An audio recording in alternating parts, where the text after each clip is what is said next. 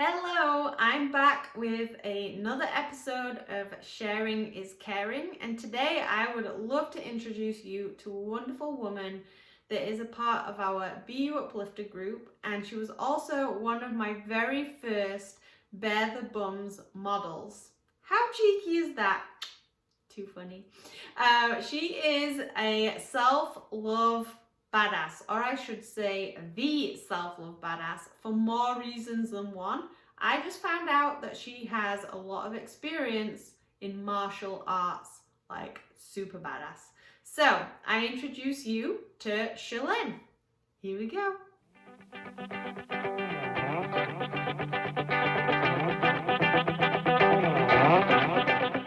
Chaylene, I am so happy that you joined me here on another episode of Sharing is Caring, and I'm so excited for you to share your story of self-love like many others have. And yeah, we're just going to jump straight into some questions and learn a little bit more about you and your journey. Awesome. Well, thank you for having me. I'm really excited. You're so welcome. So, Chaylene, what does self-love mean to you? Well, I think for me, self-love comes with the idea that I'm not at war with myself. And when I say myself, I mean kind of the physical me and the mental me. Um, One thing that I learned a little while ago was that your body's sole purpose is to keep you alive. That's it. And and I know for myself and a lot of people too, like it's almost like you're at war with your body. And we really treat it with a little bit of like meanness and disdain, Mm-hmm. and where it's like it's just trying to keep you alive. And if you think about like how much mental illness you have to be suffering for you to commit suicide, that's all your body keeping you alive. So it is such a powerful force. And I know for me, I was so mean to myself. And so that was one thing that I really, on my journey for self-love, was to really come to peace with it. And that's even part of the mental me as well, is the negative self-talk. And not even so much like I'm a horrible human being and I'm this and I'm that. It's even just the little comments like, oh my God, why did I not think of that? I'm so stupid. That right there, right? Because your subconscious records everything. And even that little bit, if you're not aware of that, it just makes that a reality if it hears it enough times. So I think also just that self-awareness now that, oh, like I catch that. And then, nope, and so just over time, just become like trying to catch those things so you don't go back into those old patterns, because it's so easy to slide back. Mm-hmm. Yeah. That and so for me, that's really self-love, is just being self-aware so that you're at peace with yourself internally and externally. Yeah, I love that. I love how you said, like not being at war with yourself, because yeah, we like we are so mean to ourselves, and like you said, it's sometimes just the like a tiny throwaway comment, but if you keep stacking those up, that's torment, that's torture. Like, we as adults generally, like if we're not bullies, right? Because we realize that it's not nice to be mean to other people, yet we do it every day to ourselves. And yeah, I actually started calling my body, I gave it a name, as though it's like a separate being to who I am, because when I started doing that, I did start to be more kind to myself, and what a difference that makes. Like you wouldn't, but like some people might not believe what a difference it makes, you just being kind to yourself, and like you said, being aware. Well, and I mean, Adam Roa is so he's a fairly famous poet, and he does a lot of spoken word poetry. And that's one of his biggest lines is treat yourself like someone you love. Yeah. And you think that, oh, well, no, I'm good with myself. Are you really? Mm-hmm. Yeah, exactly. Yeah, I Because I love mean, it. whenever, like, if I look at myself in the mirror and those thoughts start coming, like, oh my God, like, look at this extra weight I've put, or whatever it is, or I'm not happy with this. It's like, you know what? Somebody would give their left arm to be able to stand, and you're Yes, complaining about a little bit of weight on your legs. right. You know, that Yeah. really brings it into perspective. Yeah, putting it into perspective. Yeah, absolutely. Yeah, love it. Thank you. So obviously you have said that for you self-love is more about being self-aware. So when did you realize that that was even a thing? When did self-love become a thing in your life? Well, really, it about 2016 actually. I mean, I've been hearing about it lots over the years, but it was 2016 when I really met a person that kind of shook my paradigm a little bit. Actually, not a little bit, it was a lot. And they said to me once, and this is really what started it. He says, you know, you remind me of someone who is just constantly held down. And he says, you have so much to give and so much light, but you always seem like somebody that's being restricted. And so that really hit home for me. And I start, you know, you just start thinking about things, and again, becoming that awareness piece, like, what Mhm. is my life really like? And I mean, I knew I wasn't happy with where I was at. I mean, I wasn't overly miserable, but I wasn't happy. And then that just started me thinking about, wow, like maybe I am. And then I started realizing that to make other people feel comfortable, I was restricting myself. And that's not right. Mhm. And you know what? Maybe instead of me coming down so that they're comfortable, maybe I just need to be me and they can come up, Yeah. right? I mean, maybe that sounds a little egotistical, and I don't mean it for it to be, because I don't think I'm better than anybody else. But it's, why should I have to lower myself, or not lower myself, that's not a great word, but diminish myself so that you're comfortable? Like, like, that's not my fault, really. Not that, Right. I feel like I'm not explaining this very well. No, no, But it's no. like, I just feel like I shouldn't have to change who I am to make you feel comfortable. Maybe that's No. more it. Yeah, and nor do I like think that anybody should. And I think you are right in saying that when when you give yourself permission to just be yourself, like we hope that that's extending the invitation for others to also be the self. And I don't think that is egotistical. It's just like, hey, let's just all be ourselves kind of thing, you know. And you said something, sorry, I'm just trying to remember. There was a point that you said and I'm like, oh yeah, that's it. When you said, I realized that I wasn't happy, not that I was overly miserable, but I just wasn't very happy either. And I think that's a good point to make, because I think a lot of us think in black and white, or one extreme to the other. Okay, so we either have to be happy or we have to be miserable. And if we're admitting that if we're admitting that we're not happy, then that must automatically mean that we're miserable. But it doesn't, does it? It just means, okay, there's something not quite right there, and I want to just improve on it a little bit so that I can be the happiest that I can be. Yeah. Well, there's a great quote from Tim Ferriss that says, people will choose unhappiness over uncertainty. Yeah. And when I was trying to figure out, like, what is the next course of my life and my journey, I saw, like, it's just like it magically, the universe just magically popped this up for me, and I'm like, you know what? That is really, really true. And I mean, it comes down to fear. A lot of people are Yeah. afraid to be themselves or to, step into their own light. And so I'm like, I'm not going to be that person. Yeah, they're afraid. Yeah, they're afraid to be seen as they are, but also they're afraid of change in the sense that they've maybe been hiding themselves for so long. They're afraid to change it up and be more authentic, or maybe they don't know what it means to be themselves, and therefore they have to go through some changes to figure it out, and they might be afraid of those changes too.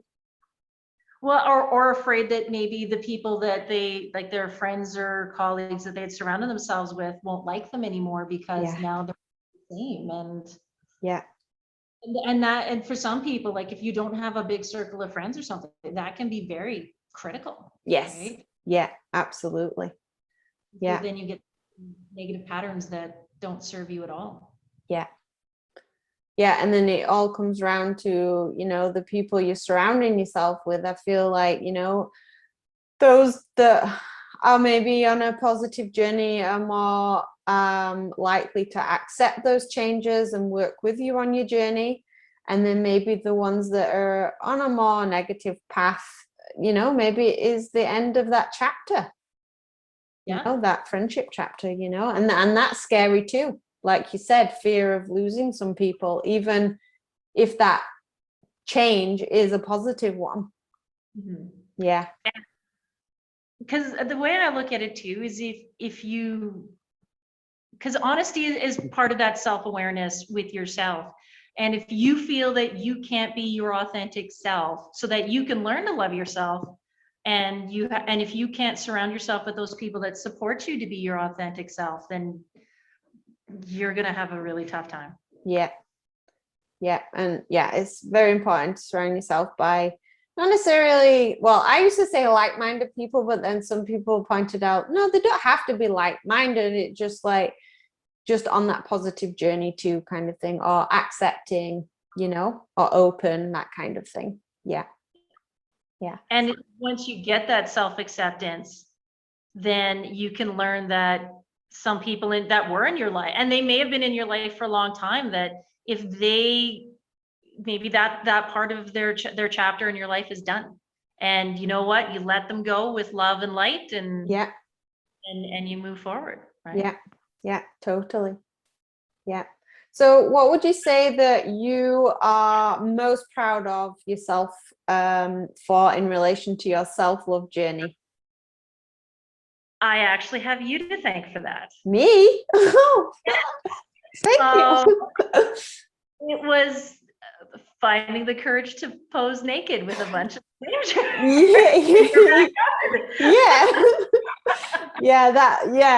be proud of yourself for that. That was amazing. I mean, that I would have never, ever, ever, ever done that. And so I thank you for the opportunity to do that. I mean, I'm not gonna lie, when I saw the pictures afterwards, I bawled, and not initially, not in a good way. Like I was just like, oh my God. But then I sat there for a bit and I'm like, hang on, wait a minute. And just really, like, I made myself look at it. Yeah. Look at the pictures. And I had a very heart-to-heart talk with myself. And then what I ended up doing, maybe this is slightly self-serving, maybe not. I did cut out just me and I put them on my Instagram. Nice. Yeah. And it was a little bit of, oh, what have I done? Yeah. and I did like the very last, like, remember the fun ones that we did that we said we can't put on Facebook? Those ones I didn't. Yeah. But the other ones I did. And so it was just me, like there was nobody else. There was none of the group photos or anything like that. But I did. And maybe it was looking for a little bit of external validation, maybe not, or maybe a little bit of both. But that was tough. Yeah. That was tough. And I was prepared for haters, and I actually not one. No, No, and I that's got a amazing. lot of, I actually got a lot of comments from women that just said, you are so unbelievably brave for doing that. Like, I wish I could do that. And Yeah. so that Yeah. was awesome. Like how inspiring is that? Not just for them from you, but for you too, because it's like, oh wow, I just did that, and people are like looking up to me for that, and then that can, like, that momentum can kind of, you know, take you on through the rest of your journey, kind of thing. You know, it's absolutely amazing how that can happen. Well, one thing I've learned, and through a completely different experience, but is that you never truly understand how much of an influence you have on others, both positive and negative. Yes. And I get reminded of that every once in a while, just this random, like, oh my God, you inspire me so much because you act like you do this or you've done that. And a lot of times they just come out of the blue, and it's wow. Yeah, that's it. Like, I feel like that with the Be You Uplifted group, you know, sometimes it's quiet. Sometimes people are just not interacting or responding. And then every now and again I'll get a message like, keep doing what you're doing because we are watching, kind of thing. So it's like, well, that's nice. And, you know, I have ambassadors who are like, I don't know that anyone's even paying attention to what we're doing. But then every now and again, they'll get a message out of the blue saying like how inspiring they are. And yeah, sometimes we just don't know who's watching and what kind of impact we're having on those people. So, and that's just by being you. So and that just circles me back to what I was saying about being your authentic self, because people can always sense a fraud. They really can. Yes. And so that just gives me that little extra bit, like, you know what? I am on the right path. I'm sticking with who I am, because apparently some people think that's pretty cool. Yeah. Yeah, exactly. I think it's pretty cool.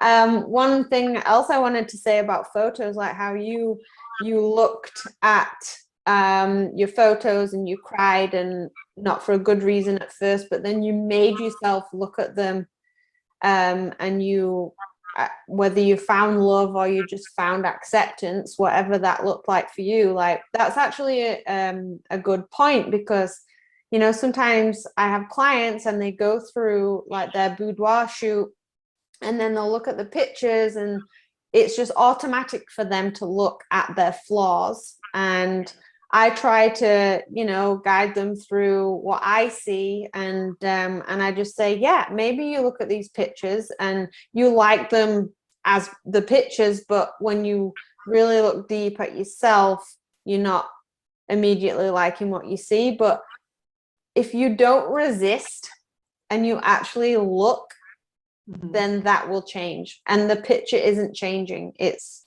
your mindset that is changing. The picture was always beautiful, right? True. Yeah. I mean, I still have those pictures downloaded, and every so often I will just look through them again, and they don't make me sad at all. That's like good. I love them. Yay. That makes me happy. I'm glad. They serve the purpose then. You need to come back for another Bear the Bums. Yeah, well, and I wanted to last year, but the scheduling just did not work out for me. I was really sad that I couldn't do it. There'll be another one, don't worry. Yay. So obviously, you know, self-love is a journey. Nothing in life is perfect. Things get us down. There are struggles. But what gets you out of that? What makes you feel happy again if you're feeling down? Usually it will be cranking up some music in my kitchen, dancing around like a maniac so that my animals look at me like, what's happening? Yeah. And then just cooking something fun and yummy at the same time. And because I love cooking, and it's so hard to get the urge to cook when you're by yourself, but I just turn on the music and and then it just gets me going, and it just gets kind of the creative juices going and just everything. And I'm like, I don't care anymore. And I just go with it. And that always gets me going. Love it. Oh, I love that. That's so, I don't know, that's just so unique and something I wouldn't have thought of. But like just hearing you say that, I'm like, oh yeah, that would totally get me out of a bad mood. Oh yeah. Oh, it doesn't matter. Like, cause I mean, I have such a wide range of music. So it could literally go from ABBA to Britney Spears to Disturbed to country to like, and I'll bop through all of it. Perfect. Yeah. That's amazing. Oh, that's so awesome. Okay, so last question here. What do you love about being you? I love the fact that, and I had to think about this one for a minute, but it didn't actually take me long. I can find the humor in pretty much anything.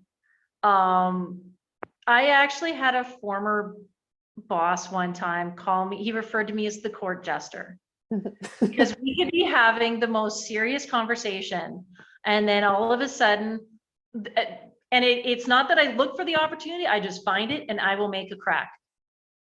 And just the entire mood of the room lifts a little bit. Yeah. And I mean, even if it's at my own expense, I will some way to make, and I don't want to mean that as that I'm being dismissive of a serious situation, but I just have this urge to just lighten everybody up for a little bit. And I find that humor adds to my resiliency, because I mean, in my head, I tell especially if I'm having I'm having that crappy day, I just tell myself, you know what, all things good and bad will pass. Yes. It's only temporary. Yeah. So if I'm in a good mood, then I enjoy the good mood, and I just try to be present in that, and that just keeps me grounded. And so that when I have the bad time, you know, maybe I can make a crack about it as well. And I usually do. And it's like, you know what, this is a crappy day. I'm still finding the humor in it. And I'll go to bed tonight, and tomorrow is a new day. And I'm grateful to be able to wake up to another day. Yeah, I think that's so important. Like, I used to be a police officer, and obviously as a police officer, you deal with a lot of crappy situations. And if you've ever met police officers or know any, they have a sick sense of humor, but it's like they have to have, because if you didn't make jokes about things or laugh about things, then it would, like, it's just too sad, you know? Well, and that's who I work for, is the police. And my dad was a police officer. So I not only grew up with that dark humor, I'm surrounded by it. And I tell people that just start out with us that you need to have a dark sense of humor. And not only do you need to have it, you will be graded on it. Yeah. Yeah, it gets you through the days. Yeah, so I don't think there's any harm in a little humor. Yeah, so like I said, I think for me that's what I love the most. Yeah, I think that's a great quality to have. Thanks. Yeah. I think so too. I'll never be a comedian, don't get me wrong. It's not that kind of humor. Yeah, me neither, but I think I'm hilarious, but you know, definitely not going to be a stand-up comedian anytime soon. Yeah. Oh, that's awesome. Props to those folks. That takes a lot of courage. Oh, but doesn't it? Yeah. No, thank you. Yeah. Oh, wonderful. Well, thank you so much for sharing your story. Everybody, this is the Self-Love Badass. And there is more of Chaylene's story on the blog, which she wrote herself and happily shared. So I encourage you all to read that as well, because there's a little bit more in there, and you'll realize why she is a badass. And yeah, so I appreciate your time, and yeah, we will just carry on inspiring people together. Love it. Awesome. Thank you so much, Emma. I appreciate the opportunity to talk to you today. You are so welcome. See you later. Bye.